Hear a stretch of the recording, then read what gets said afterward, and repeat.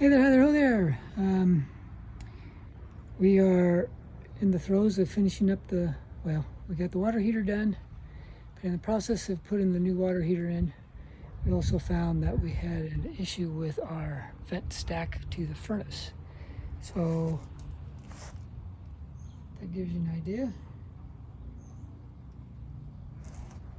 So I had to replace all that as I finished up the project down there. So we've got, I'll just show you what we did.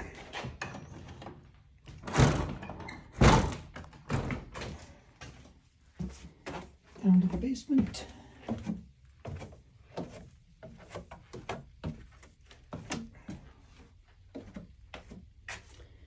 Here's our new water heater installed.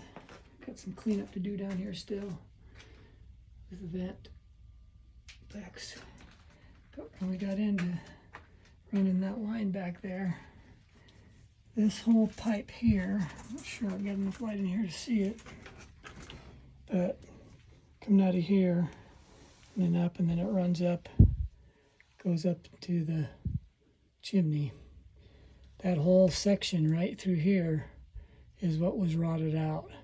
And from the top, it looked totally fine, but once you got up underneath it, it wasn't totally fine.